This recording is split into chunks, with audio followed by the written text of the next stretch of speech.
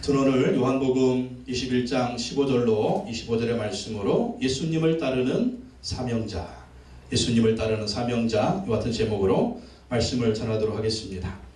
저는 20살 때 성령 세례를 받고 방언을 받고 또 소명을 받았습니다. 20살 때 금요기도에 참석을 해서 기도하는 중에 성령의 불세례를 받았습니다. 그리고 방언을 받았습니다. 그때 내가 죄인인 거 깊이 깨달아졌고, 나의 죄를 위해서 예수님이 십자가에 죽으신 거 믿어졌고, 또 예수님 믿음으로 내가 구원받아서 하나님의 백성, 하나님의 자녀, 또 천국과 부활의 소망이 있는 것이 그때 확실하게 믿어졌습니다.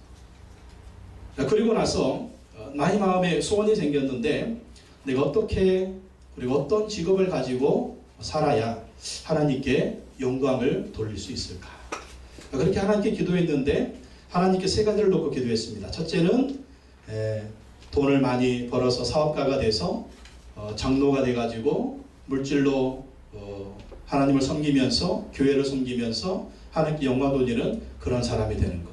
또 두 번째는 내가 연예인이나 가수가 돼가지고 이 얼굴을 쫙 팔면서 간증하러 돌아다니면서 그렇게 예수님 증거하는 그러한 사람.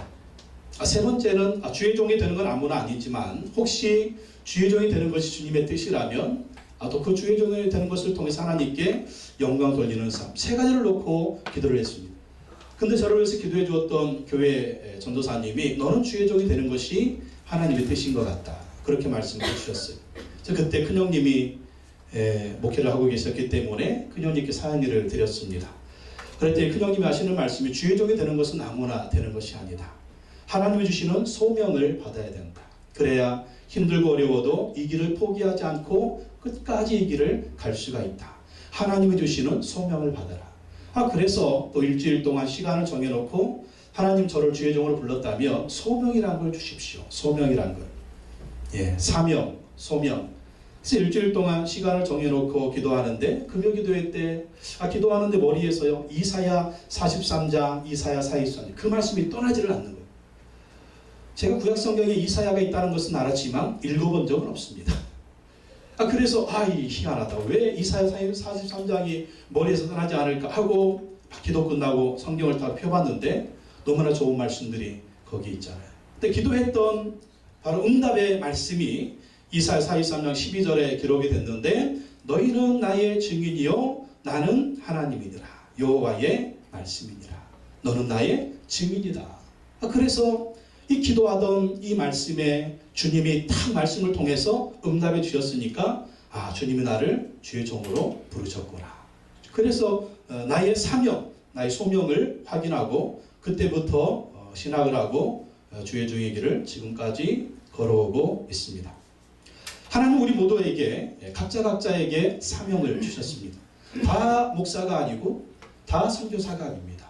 누구는 사업가로, 누구는 직장인으로, 또 각자의 은사에 따라서 직업을 주시고 또 그 직업을 통해서 주님의 일을 감당하라는, 그래서 우리는 하나님을 따르는, 예수님을 따르는 삶을 살면서 세 가지 영역에서 충성을 다해야 됩니다.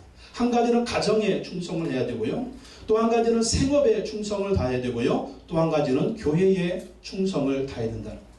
이 세 축으로 우리가 충성을 다해서 하나님 우리에게 맡긴 사명을 감당해야 된다는, 여러분 가정을 세우는 것도 사명입니다. 여러분의 생업에 최선을 다하는 것도 여러분 사명입니다. 그리고 교회를 세우는 것도 여러분 사명입니다. 이 사명을 잘 확인하시고 늘 이 사명에 충성하는 우리 모두가 되어야 할 것입니다.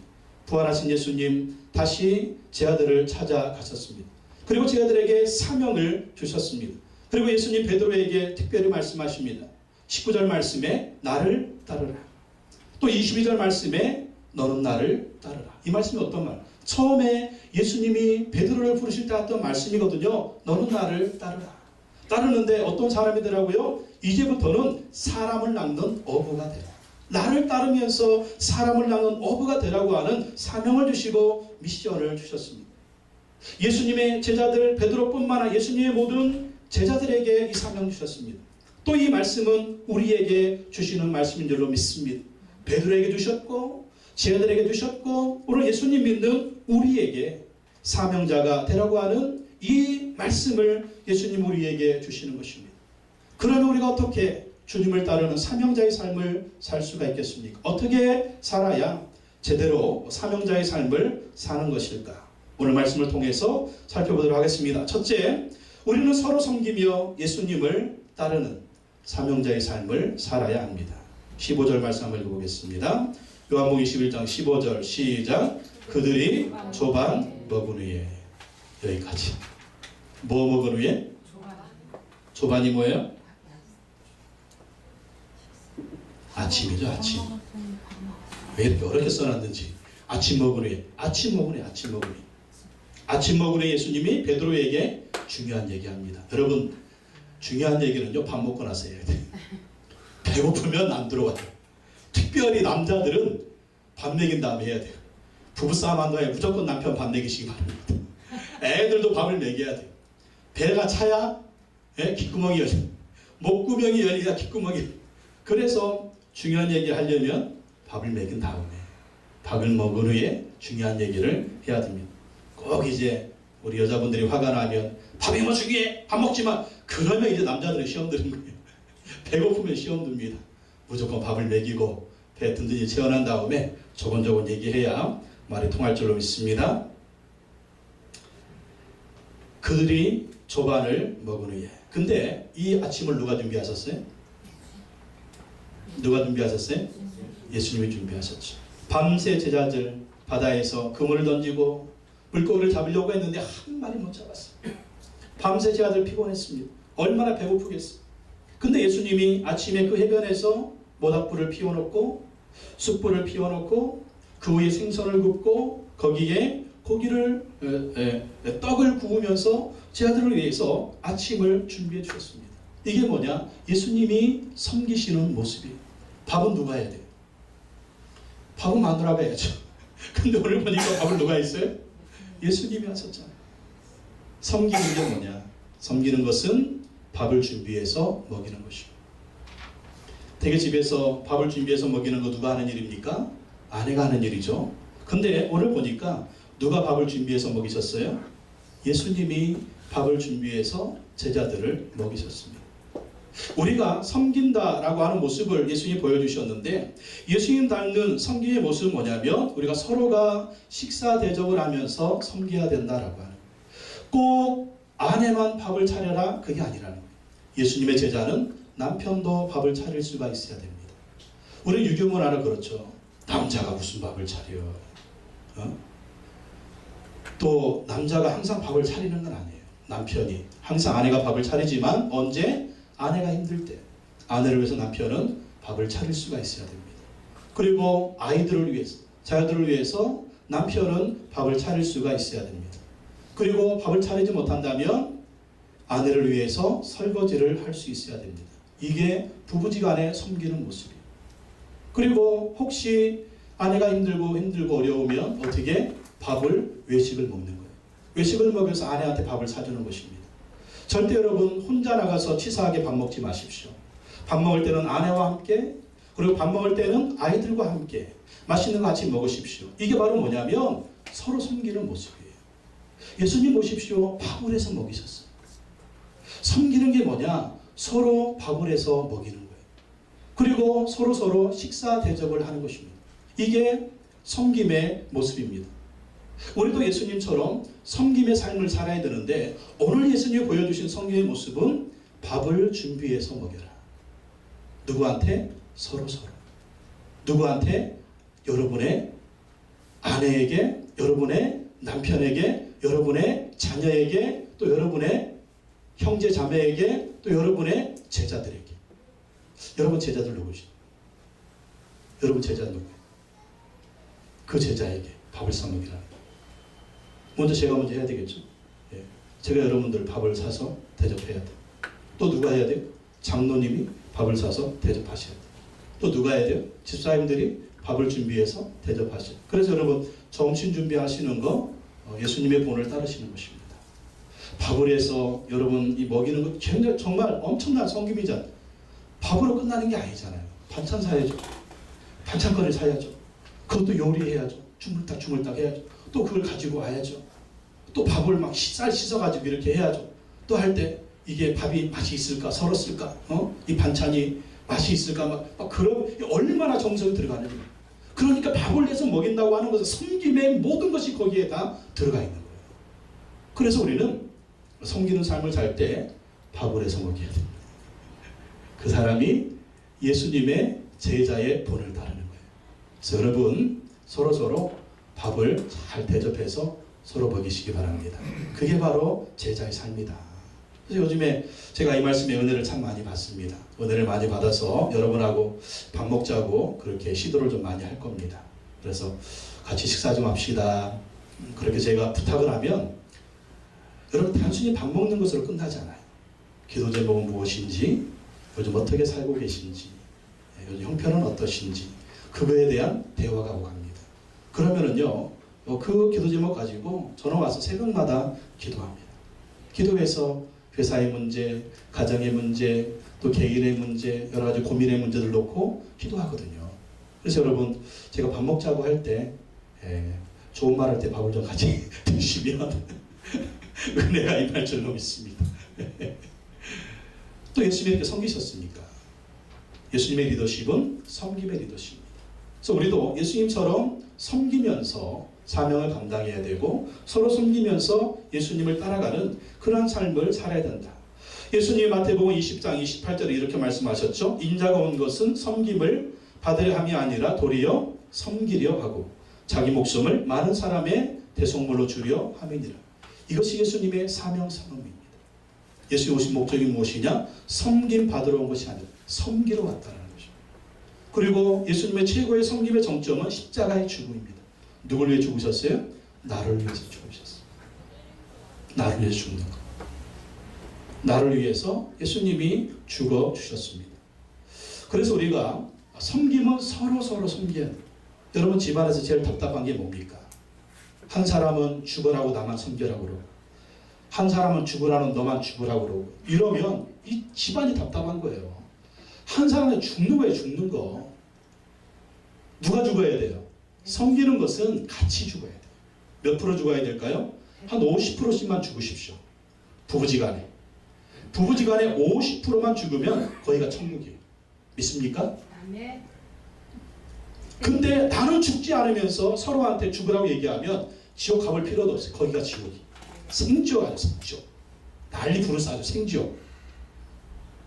50%만 죽어버리니까요. 옆집 아줌마한테 아는 거 한 50%만 아내한테 해도 그 집안은 행복할 거야 진짜. 남편도 마찬가지예요. 옆집 아저씨한테 하는 거 50%만 해줘도 남편은 행복할 거예요. 그러니까 50%씩만 죽으라니까요. 다 죽으라는 얘기 아니에요. 50%씩만 서로. 여러분 중요한 게 있습니다. 성경은요 서로 그렇게 하라는 거예요. 일방적으로 아내만 죽이지 말고 일방적으로 남편만 죽이지 말고 서로 이게 섬기는 거예요. 그럴 때 우리가 예수님의 제자고 그럴 때 우리가 사명자의 모습이 보이는 것입니다. 제자는 섬기는 자입니다. 닉 부이치치가 쓴 한계를 껴안는 결혼이라는 책이 나왔습니다. 4월 달에 나왔는데 닉 부이치치가 그의 아내를 만나서 어떻게 결혼하게 되었는지 또 어떻게 아이 둘을 낳고 살고 있는지 어떻게 두 부부가 행복하게 살고 있는지 여러분 이 책을 꼭 사서 보시기 바랍니다. 5월의 추천도서가 되겠습니다. 한계를 껴안는 결혼. 그러니까 닉 부이치치는 다른 건 다 해도 결혼은 못할 거라고 생각을 했대요. 팔다리가 없는 자기한테 누가 시집을 오겠어? 어떤 여자가?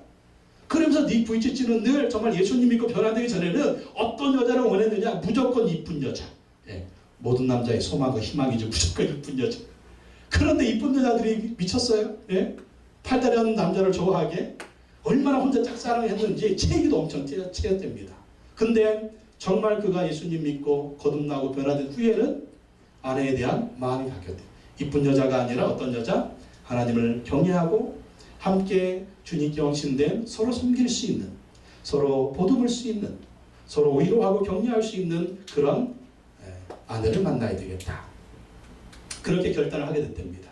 그리고 그의 아내는 카나에라고 하는 아내는 어렸을 때 부모님이 이혼하고 아버지가 병으로 죽고 혼자서 동생들을 돌보고 뭐 이렇게 어렵게 사는 그러한 또 자매였습니다. 근데 나중에 이 자매도 예수님 믿고 변화되어서 신실한 믿음의 사람이 되었는데, 아내가 있는 교회에 간증을 갖다가 두 사람이 첫눈에 뿅 반하됩니다. 첫눈에. 이 닉은 그 아내가 너무나 이뻐서 반했고, 또 카나에는 팔다리가 없는 남자가 정신이 너무 좋은 거예요. 예? 정신이. 여러분, 사람이 육체적으로 건강해도 정신적인 장애자가 있잖아요.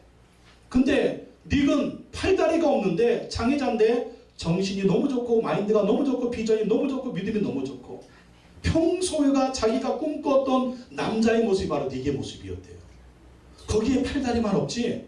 너무너무 그래가지고 두 사람이 우여곡절 끝에 결혼을 하게 됐답니다. 그래서 여러분, 이 책을 사서 꼭 읽어보시고요. 한계를 껴안는 결혼 앞둔 자녀 있죠. 예, 결혼 앞둔 자녀들, 그 자녀들한테 꼭 선물하세요. 얼마나 좋은 내용들이 많은지 몰라요. 이런 자매, 이런 형제를 만나라고 그렇게 꼭 사서 선물해 주시기 바랍니다. 우여곡절 끝에 결혼하기로 했는데 이 부모님이 걱정이 되는 거예요. 많은 자매가 닉을 찾거든. 그리고 닉은 많은 자매들한테 상처를 받았기 때문에 또 이 닉이 상처받지 않을까. 그래서 부모가 상담을 했답니다. 어떤 상담을 했냐면, 카나의 아내에게, 얘야, 닉과 똑같은 아이가 5명이 태어난다고 해도 팔다리 없는 똑같이 사랑해 줄 수가 있느냐. 그랬더니 카나이가, 똑같은 아이 5명이 태어나도 저는 다 사랑해 줄 겁니다. 왜? 내 자식이니까, 내 새끼니까. 그리고 어머니 아버님 걱정할 필요가 없어요. 왜냐하면 저렇게 닉이 성공적으로 살고 있는 거 보세요. 우리 아이들에게는 롤 모델이 있어요. 아빠가 저렇게 멋있게 살고 있으니까 아빠처럼 살면 되고, 또 사는 방법을 아빠가 가르쳐주면 되니까 아무 걱정 없습니다. 이 말이 부모님한테 뿅 같아요. 이야. 그래가지고 두 사람이 결혼하게 되었고, 정상적인 아이 둘을 낳아서 잘 살고 있습니다. 여러 가지 행복한 그런 부부 가정 세우는 모습을 두 부부가 써놨는데, 핵심은 그거예요. 서로 섬기면 된다. 서로 섬기면 된다. 섬김이 뭐냐? 서로 희생하는 것입니다. 서로 희생하고 서로 섬기면 서로 행복한 부부가 될 수가 있다는 것입니다. 여러분, 우리가 예수님의 제자잖아요. 목사, 장로, 집사를 떠나서 예수님의 제자잖아요. 예수님의 제자면 정말 제자들이 부부지간에 사는데 깨소금이 날마다 떨어져야 될 줄로 믿습니다. 꾀볶는 소리가 날마다 들려야 될 줄로 믿습니다. 꾀기름을 날마다 짜야 될 줄로 믿습니다. 그것도 참기름으로. 할렐루야. 근데 왜 참기름이 안 쏟아지고? 서로 섬기는 예수님의 제자. 그것이 바로 사명자의 모습인 것입니다. 서로 섬기며 예수님을 따르라. 두 번째, 사명자는 예수님을 사랑하며 예수님을 따라야 합니다. 누구를 사랑하라고요? 예수님을 사랑하며. 요한복음 21장 15절에서 17절 읽어보겠습니다. 시작. 그들이 조반 먹은 후에 예수께서 시몬 베드로에게 이르시되, 요한의 아들 시몬아, 내가 이 사람들보다 나를 더 사랑하느냐 하시니, 이르되 주님 그러하나이다. 내가 주님을 사랑하는 줄 주님께서 아시나이다. 이르시되 내 어린 양을 먹이라 하시고, 또 두 번째 이르시되 요한의 아들 시몬아, 내가 나를 사랑하느냐 하시니, 이르되 주님 그러하나이다. 내가 주님을 사랑하는 줄 주님께서 아시나이다. 이르시되 내 양을 치라 하시고, 세 번째 이르시되 요한의 아들 시몬아, 내가 나를 사랑하느냐 하시니, 주께서 세 번째 내가 나를 사랑하느냐 하심으로 베드로가 근심하여 이르되 주님 모든 것을 아시오매 내가 주님을 사랑하는 줄을 주님께서 아시나이다. 예수께서 이르시되 내 양을 먹이라. 아침을 먹은 후에 지금 뭐 앞에서? 숯불 앞에서, 모닥불 앞에서 예수님 3번 네가 나를 사랑하느냐고 주님 질문하십니다. 왜 그 모닥불 앞에서, 왜 그 숯불 앞에서 예수님의 질문을 3번 하실까요? 베드로가 그 모닥불 앞에서 예수님 모른다고 3번 부인했죠. 그러니까 이것이 베드로의 마음에는 상처였고 또 고통이었고, 예수님 앞에서 정말 죽을 죄인과도 같은 그런 모습이었습니다. 그래서 예수님 먼저 베드로의 마음을 치료하시고 베드로의 상처를 고치시는 것입니다. 상처를 치료하시고 마음을 고치신 다음에 사명을 주십니다. 여러분, 우리가 사명 감당하려면 어떻게 해야 되느냐? 마음의 상처부터 치료받아야 돼. 아멘. 여러분 자신도 어떤 때는 이해가 안 될 때가 있을 거예요. 내가 왜 이러지? 또 옆에 사람이 나를 볼 때도 이해가 안 가는 모습이 있을 거예요. 이 사람이 왜 이러지? 나도 이해가 안 가고 옆에 사람도 이해가 안 되는 정말 이 사람의 모습. 왜 그럴까요? 그 안에 상처가 있기 때문에. 갑자기 팍 하지 않나? 갑자기 화를 막 내지 않나? 갑자기 막 분노에 쌓이지를 않나? 평상시에는 괜찮다가 어느 순간만 되면 막 퍼붓지를 않나? 뭔가를 열심히 하는 것 같은데 그냥 한순간에 확 변해가지고 쎄까지를 않나? 왜 그럴까요? 그 마음에 상처가 있기 때문에. 그 상처가 그 사람을 사로잡히기 때문에 그래요. 그래서 주님의 일을 한다고 하면서도 그 안에 만족감이 없고, 주님의 일을 한다고 하면서도 여전히 자신은 상처 가운데 있고, 또 더 나아가서 다른 사람을 상처 주고. 그래서 예수님은요, 베드로의 마음을 어루만지시는 것입니다. 베드로의 상처를 치료하는 것입니다. 여러분도 모르는, 여러분도 인식하지 못하는 상처가 있을 수가 있어요. 근데 여러분의 삶의 모습을 보면 그게 자꾸 드러나잖아요. 내가 왜 이러지? 이렇게 살면 안 되는데 왜 자꾸 이렇게 살지? 왜 그럴까? 왜 그럴까? 내가 인식하지 못하는 내 안에 상처가 있기 때문에. 근데 그걸 놓고 지금 누구 앞에서 치료받아야 돼요? 예수님 앞에서 치료받으시죠. 예수님 앞에서. 여러분의 솔직한 마음을 예수님께 드러내세요. 주님, 나는 이 부분에 약합니다. 나는 이런 연약한 모습이 있습니다. 나는 이런 상처의 모습이 있습니다. 이것 때문에 자꾸 넘어집니다. 이것 좀 치료해 주십시오. 이것 좀 고쳐 주십시오. 그거 치료받아야 사명 감당할 수가 있습니다. 그거 치료받아야 올바른 제자의 삶을 살 수가 있는 거예요. 오늘 주님이 베드로를 사용하기 전에 그 상처부터 치료하십니다. 그리고 베드로에게 묻습니다. 네가 나를 사랑하느냐? 3번 예수님이 부르시고 그거 확인하신 다음에 뭐라고 말씀하세요? 내 어린 양을 먹이라, 내 양을 치라, 내 양을 먹이라. 무엇입니까? 여러분, 주님의 일을 할 때 우리가 사역의 동기는 한 가지입니다. 주님을 사랑하는 마음. 그리고 여러분, 일이 먼저가 아니에요. 일이 먼저가 아니고 예수님 사랑하는 것이 먼저가 돼야 돼요. 뭐가 먼저라고요? 예수님 사랑하는 게 먼저예요. 우리가 주님을 위해서 일을 한다고 그러죠? 열심히 일을 하죠. 근데 어느 순간 주님을 사랑하는 마음이 없어요. 그냥 일을 위해서 일을 합니다. 아니면 다른 사람들한테 박수 받으려고, 다른 사람들한테 칭찬 받으려고. 그게 얼마나 갈까요? 오래 못 가죠. 주님을 사랑하기 때문에 주님의 일을 해야 돼요. 주님을 사랑하는 마음으로 주님의 일을 해야 돼요. 주님 사랑이 먼저입니다. 오늘 예수님이 그것을 확인하는 것입니다. 여러분, 주님을 사랑하십니까? 주님을 사랑하는 사람의 사역의 자세는 다릅니다. 주님을 사랑하는 사람은 변함이 없습니다. 주님을 사랑하는 사람은 언제나 주님을 위해서 헌신합니다. 주님을 사랑하는 사람은 사람들의 눈치를 보지 않습니다. 주님을 사랑하는 사람은 사람들의 박수소리, 사람들의 인기에 연연하지 않습니다. 주님이 내게 주신 소명이라면 그 소명에 집중합니다. 그 사명에 집중합니다. 계속 말씀드렸지만 한 분 청중이신 예수님 앞에서, 한 분 청중이신 하나님 앞에서 내가 주님을 사랑하기 때문에 내가 이 일을 감당하기를 원합니다. 그래서 주님이 물으시는 것입니다. 네가 나를 사랑하느냐? 우리도 주님의 이 질문에 대답할 수가 있어야 돼. 네가 나를 사랑하느냐?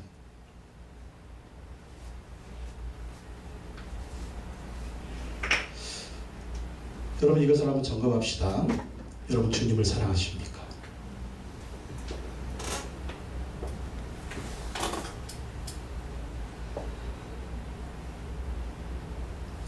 그것만 확인되면 돼요. 사명자는 예수님을 사랑하며 예수님을 따라야 됩니다. 또 세 번째, 사명자는 운명을 예수님께 맡기며 예수님을 따라야 합니다. 18절 19절 읽어보겠습니다. 시작. 내가 진실로 진실로 내게 이르노니 내가 젊어서는 스스로 띠띠고 원하는 곳으로 다녔거니와 늙어서는 내 팔을 벌리리니 남이 내게 띠띠우고 원하지 아니하는 곳으로 데려가리라. 이 말씀을 하시면 베드로가 어떠한 죽음으로 하나님께 영광을 돌릴 것을 가르치심이라. 이 말씀을 하시고 베드로에게 이르시되 나를 따르라 하시니. 이게 뭡니까? 베드로의 운명을 예수님 말씀하세요. 앞으로 베드로 어떻게 된다고요? 늙어서는 내 팔을 벌리리니 남이 내게 띠띠우고 원하지 아니하는 곳으로 너를 데려갈 것이다. 이게 뭐예요? 베드로의 순교를 얘기합니다. 그리고 19절에 이 말씀을 하시면 베드로가 어떠한 죽음으로 하나님께 영광을 돌릴 것인가를 가르치십니다. 앞으로 베드로는 너는 순교할 것이다. 그런데 그 죽음이 누구한테 영광? 하나님께 영광이 될 것이다. 무엇입니까? 너의 운명을 나에게 맡기고 나를 따르라. 여러분, 사명자는요, 운명을 예수님께 맡겨야 됩니다. 아멘. 내가 사는 것, 내가 죽는 것 주님 안에 있습니다. 주님 손에 있습니다. 그리고 내가 살아도 주를 위하여, 내가 죽어도 주를 위하여. 여러분, 사는 것만이 하나님께 영광이 되는 거 아니에요. 죽음도 하나님께 영광이 됩니다. 아멘. 그리고 그렇죠. 사업이 잘 되면 예 좋아요. 집안이 잘 되면 예 좋아요. 교회가 부흥되면 예 좋아요. 내가 건강하고 팔팔하면 좋아요. 그러나 병들어도, 그러나 사업이 안 돼도, 내 집안이 잘 안 돼도, 내가 병들어 죽어도 하나님은 그것을 사용하신다는 것입니다. 우리 것만 주장할 필요가 없어요. 내 것만 주장할 필요 없어요. 주님의 뜻이라면 주님이 원하시는 대로 나를 사용해 주십시오. 약하면 약한 모습대로, 또 강하면 강한 모습대로, 부자면 부자인 모습대로, 가난하면 가난한 모습대로, 내가 성공적이면 성공하는 모습으로, 실패하면 실패하는 모습으로 주님 나를 사용해 주십시오. 이렇게 우리의 운명을 주님께 맡기면서 예수님을 따라가는 이 제자가, 그게 바로 사명자라는 것입니다. 여러분 믿습니까? 바로 그게 다윗이었고 그게 모세였고 그분이 바로 예수님이었잖아요. 예수님. 그리고 예수님 죽음 이후에 그것이 끝입니까? 아니죠. 부활이 있잖아요. 하늘의 승천이 있잖아요. 하나님 보좌 우편에서 그 영광스러운 하나님의 엄청난 상, 하나님의 그 엄청난 축복, 하나님의 엄청난 권세와 능력을 예수님이 받지 않으십니까? 그래서 우리는 주님께 우리의 운명을 맡기고 예수님을 따라가야 됩니다. 내가 원하는 것으로 주님을 끌어가는 인생이 아니라 주님이 원하는 것에 나를 끌어가게, 나를 내던지는 거예요. 그게 운명을 주님께 맡기는 거거든요. 아멘. 내 마음대로 안 된다고, 내 뜻대로 안 된다고 저는 여러분 원망하지 말고, 불평하지 말고, 짜증내지 말고, 주님이 원하시는 길이라면 내가 그 길에 내 인생을 던지고, 주님이 기뻐하시는 길이라면 그곳에 나를 던지고, 주님이 원하시는 길이라면 그곳에 내 운명을 맡기고, 나의 자존심도 내려놓고, 나의 생각도 내려놓고, 주님이 원하시는 길이라면, 주님이 기뻐하시는 길이라면 그렇게 가는 것이 사명자의 길인 것입니다. 여러분의 운명을 주님께 맡기시고 주님을 따르시기 바랍니다. 아멘. 네 번째, 사명자는요, 남과 비교하지 말고 예수님을 따라야 합니다. 뭐 하지 말라고요? 비교하지 말라. 20절 23절 20절 23절 읽어보겠습니다. 시작. 베드로가 돌이켜 예수께서 사랑하시는 그 제자가 따르는 것을 보니 그는 만찬석에서 예수의 품에 의지하여 주님을 파는 자가 누구오니까 묻던 자더라. 이 사람 누구예요? 누구? 유다? 누구? 요한이죠. 요한복음의 저자 요한. 21절. 이에 베드로가 그를 보고 예수께 여짜오되 주님, 이 사람은 어떻게 되겠사옵나이까? 지금 베드로가 충격적인 얘기 들었잖아요. 나는 순교한데. 그러면 저 사람은요? 요한은 어떻게 되겠습니까? 22절 시작. 예수께서 이르시되 내가 올 때까지 그를 머무게 하고자 할지라도 내게 무슨 상관이냐 너는 나를 따르라 하시더라. 베드로는 순교하고 나는 순교하고 예수님 말씀하신 요한은 내가 그 요한을 내가 올 때까지 머무르게 할지라도 네가 무슨 상관이냐 상관하지 말고 너는 나를 따르라. 23절 이 말씀이 형제들에 나가서 그 제자는 죽지 아니하겠다 하였으나 오해한 거죠. 베드로가 오해한 거예요. 요한은 죽지 않는데 나는 순교한대. 요한은 죽지 않는데 나는 순교한대. 시험 들었습니다. 뒤에 읽어봅시다. 예수의 말씀은 그가 죽지 않겠다 하신 것이 아니라 내가 올 때까지 그를 머물게 하고자 할지라도 내게 무슨 상관이냐 하신 것이라. 이게 무슨 말이에요? 비교하지 말라는 거예요. 너의 사명이 있고 요한의 사명이 있다. 사명은 각자라는 것이죠. 여러분 우리도요 사명자로서 예수님을 따를 때 비교하지 말라는 거예요. 저 사람은 저렇게 잘 나가는데, 저 사람은 저렇게 부자인데, 저 사람은 저렇게 좋은 집에 사는데, 저 사람은 저렇게 건강한데, 저 사람은 저렇게 집안이 좋은데, 우와 저 교회는 수천 명 수만 명이 나오는데 나는 저 사람은 저렇게. 이게 비교잖아요. 비교하면 사명을 잊어버립니다. 비교하면은요 시험 들어요. 자, 사명 따라 살아야 되는데 비교하면 그 사람 이겨먹으려고 거기에 집중하게 돼요. 그러면 막 마음에 도끼가 차오르는 거예요.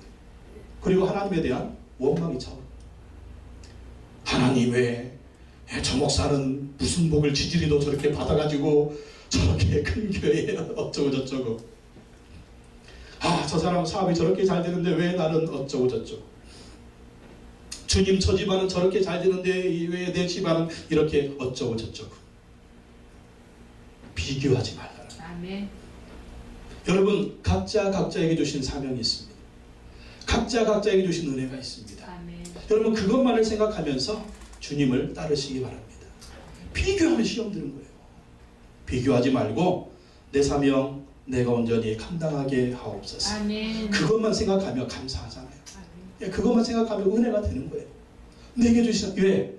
나 같은 인간 주님이 써주신다고 하니 천국에 쌓일 상급을 생각하니 또 주님이 날 이렇게 사용해 주시니 그저